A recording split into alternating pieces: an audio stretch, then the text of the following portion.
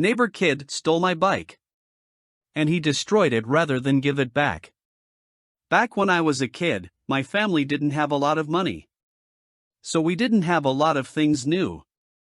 We always had older video game systems, clothes were hand-me-downs or from second-hand stores, and the same was for toys. I never had a new bike. Not now or as a kid. I like getting a used bike and giving it a second chance at life by fixing it up. At least that's recycling. I've given away a few to neighborhood kids as well. And it always makes me happy to see them happy. Most people these days just walk into a mart of walls and walk out with any old bike from there. It's sad that bikes are so easily thrown away and forgotten. In some countries they are such a common form of transportation that even lawyers ride them to work. And you can bet that in some places, having a functional bike is almost like having a car. My point being that to a kid, a bike is like their car. And that's why I believe every kid should have a bike. New or used. But I digress. For my 10th birthday my parents got me a red Huffy BMX. It wasn't new, and had been bought off a friend of my parents since their kid had outgrown it. I loved that bike and rode it for a whole year. Didn't have to do anything to it other than lube the chain with some used motor oil my dad kept in the garage. But a few houses down from us a new family moved in, and they were all terrible people.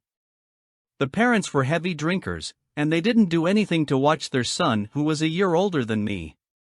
I think his name was Ed, but I'm not sure. It's been 20 years. But Ed was a bully, plain and simple. I wasn't usually his target though, because I didn't have much of anything he wanted. Except for my bike. But not until he wrecked his first. Ed's dad backed over his bike with his truck and crushed it. I felt sorry for Ed at the time. But later not so much. After about a week Ed came up to me and demanded my bike while I was riding it. He was bigger than me, and shoved me off to take it and ride away. I went crying to my parents, and they went to talk to Ed's parents while threatening to call police if Ed didn't give the bike back. But Ed was gone for hours with my bike, and his parents were of no help. When Ed finally came back, we demanded he return my bike. But he brushed me off. He'd hidden the bike somewhere and refused to give it back. So my parents told Ed's parents that they'd call police right away if Ed didn't get the bike back by the next day. They told Ed to give my bike back, he refused and ran off. He came back the next morning and dropped what was left of my bike on the front lawn. It looked like it had been run over. Ed laughed at me and said I couldn't ride it now. My parents ended up calling police and confronted Ed's parents. We wanted them to pay to replace the bike, but they made a big scene about it and even said we'd have to sue them. The cops who were there broke things up and told them they'd have to replace the bike, and we could press charges if we wanted to. Ed's entitled father actually said they couldn't prove anything, because no one had proof other than just saying Ed did it. Ed had a big shit-eating grin when his dad said that. But my parents pointed out that the neighbor who lives across the street had cameras, and they'd already talked to him about getting the footage of Ed stealing my bike. And the cameras likely got video of Ed bringing the bike back smashed. Ed's smug look went to panic pretty quickly. There ended up being more yelling. Ed's parents grounded him and sent him crying to his room, then negotiated with my parents. Ed's dad left and came back with a replacement bike for me. It was used, and apparently from a garage sale. But it was also a Huffy and rode good.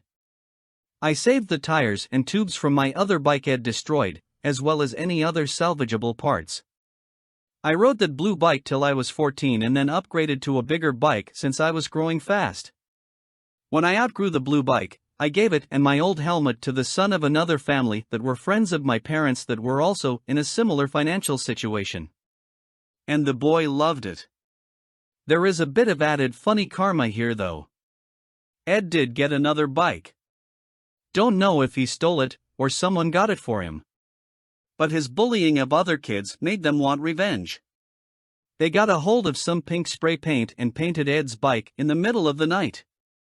Ed always left his bike sitting in his front yard, so it was easy to grab. The next day Ed went around accusing everyone of painting his bike. But no one admitted to it. He actually demanded to use my bike, until I reminded him what happened last time. He threatened to beat me. I reminded him we'd call police. So he grumbled and left me alone.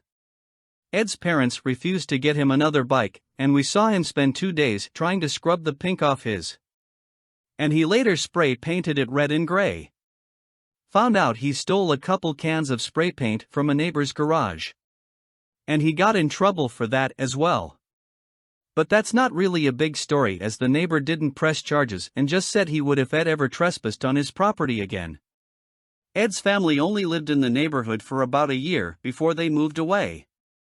Don't know if they got evicted, but probably.